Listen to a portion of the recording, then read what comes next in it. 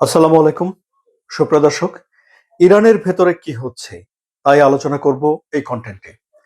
এই যে বিক্ষোভ হয়ে গেল, যাকে ইরানের সর্বোচ্চ নেতা আয়াতুল্লাহ আলী খামেনি বলেছেন যে একটা গণ অভ্যুত্থানের চেষ্টা করা হয়েছে, যা তার সরকার দমন করেছে।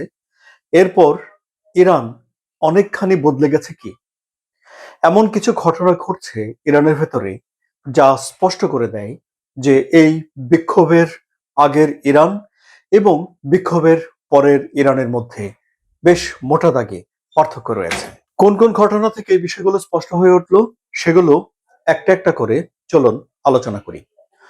প্রথমেই ইরানের বিমান বাহিনীর একটা বাৎসরিক সম্মেলনের প্রসঙ্গে কথা বলি।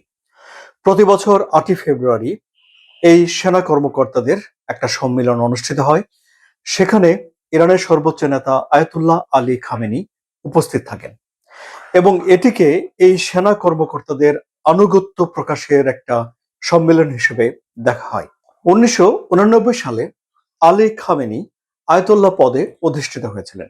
এরপর থেকে প্রতি বছরই ৮ই ফেব্রুয়ারি এই সম্মেলনে তিনি যোগ দেন প্রধান অতিথি হিসেবে। তিনি সেখানে বক্তৃতা দেন।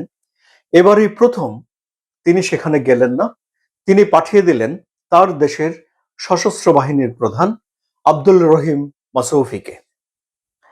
এখন এই ঘটনার কি ব্যাখ্যা করা যায়? এই ঘটনার ব্যাখ্যা হলো এরকম যে ইরান দুটো বার্তা দিচ্ছে।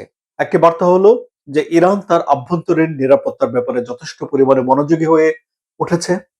দুই হলো, ইরানের যে প্রতিষ্ঠানগুলো রয়েছে যারা সরকার পরিচালনা করে, রাষ্ট্র পরিচালনা করে, তারা স্টেপ বাই স্টেপ নিজেদের ভেতরে সমন্বয় তৈরি করে রেখেছে।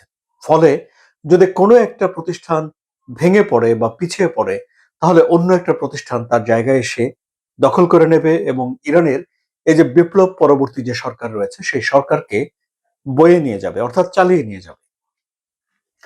এখন ধরুন আয়াতুল্লাহ আলী খামেনি যেই পরিস্থিতিতে এই সম্মেলনে অনুপস্থিত থেকেছেন, সেই পরিস্থিতিটা গুরুত্বপূর্ণ। কি সেটি? যুক্তরাষ্ট্র এবং ইরানের মধ্যে একটা আলোচনা চলছে, কিন্তু যুক্তরাষ্ট্র ইরানের উপরে নতুন করে নিষেধাজ্ঞা আরোপ করছে। আবার ইরানের উপকূল থেকে ১,০০০ কিলোমিটারের মধ্যে বা ১,৫০০ কিলোমিটারের মধ্যে যুক্তরাষ্ট্র তার রণতরী মোতায়েন করে রেখেছে। যে কোনো মুহূর্তে যুদ্ধে লেগে যায় কি না এ নিয়ে এক ধরনের উত্তপ্ত আলাপ আলোচনা আছে। শত্রুতা ব্যাপকভাবে বৃদ্ধি পাচ্ছে। অনাস্থা, অবিশ্বাস আলোচনার মাধ্যমে দূর হয়ে যাবে কিনা তা নিয়েও যথেষ্ট পরিমাণে সংশয় রয়েছে। কারণ আলোচনার যে শর্তগুলো আছে সেই শর্তগুলো নিয়ে দুই পক্ষের একমত হওয়ার সম্ভাবনা খুবই কম।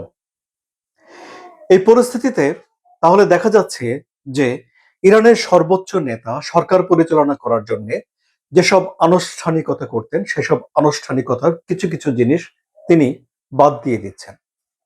কারণ যুক্তরাষ্ট্র কিংবা ইসরায়েলের টার্গেট সরকার পরিবর্তন করা এবং আয়াতুল্লাহ আলী খামেনি এই ইসলামী বিপ্লবের সরকারের এখন প্রধান ব্যক্তি। সুতরাং তাকে তো সাবধান থাকতেই হয়। একই সঙ্গে ইরান যে সাবধান আছে তারও একটা বার্তা পশ্চিমা বিশ্বকে দিল। এই সাবধান থাকার অর্থ শুধুমাত্র সভাতে অংশগ্রহণ করা থেকে বিরত থাকাই নয়, নিজেদের নিরাপত্তা জোরদার করা, দুর্বলতাগুলো কাটিয়ে তোলা, ইত্যাদি ইত্যাদি। এখন ধরুন যারা বিক্ষোভ করেছিল তাদের ব্যাপারে কি ইরান একেবারে হাত ধুয়ে চুপচাপ বসে রয়েছে? না, তা নয়।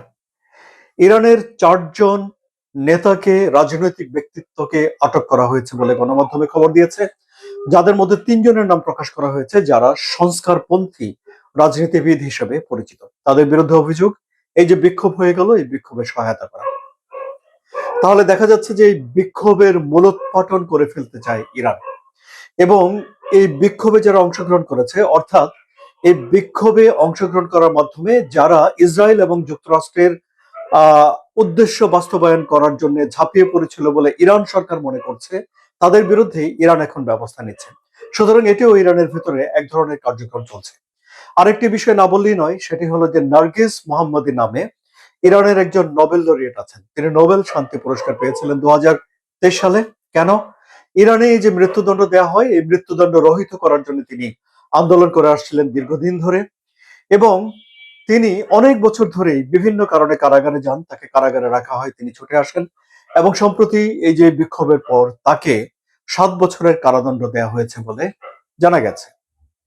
অর্থাৎ ইরানের ভেতরে এখন যারা বিক্ষোভের সঙ্গে জড়িত ছিল তাদেরকে চিহ্নিত করা, তাদেরকে আটকে ফেলা, তাদেরকে নিষ্ক্রিয় করার একটা কার্যক্রম ইরান সরকার পরিচালনা করছে, এটি আমরা দেখতে পাচ্ছি। 12 দিনের যে যুদ্ধ হয়েছিল ইসরায়েলের সঙ্গে ইরানের, তারপরে মোসাদের এজেন্ট, গুপ্তচর খোঁজার জন্য ইরান চষে বেরিয়েছে তার দেশে।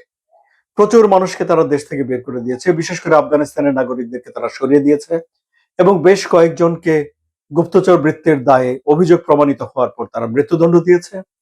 এবং এবারে আমরা দেখলাম যে এই বিক্ষোভের পরেও যারা বিক্ষোভের ইন্ধনদাতা, বিক্ষোভের মূলে কারা রয়েছে, সেগুলো এখন ইরান খুঁজে পেতে চাইছে। তাহলে সুপ্রিয় দর্শক, আমরা একটা ধারণা পেলাম যে ইরানের ভেতরে ইরান সরকার এখন কি করছে। তারা তাদের শাসন সুসংহত করার জন্য যা যা করার সেই বিষয়গুলো তারা দেশের ভেতরে করছে। আপনাদের কি মনে হয়? আপনাদের মতামত কমেন্টে জানান। আলোচনা যদি ভালো লাগে তাহলে সাবস্ক্রাইব করে চ্যানেলের সঙ্গে থাকুন। ধন্যবাদ সবাইকে।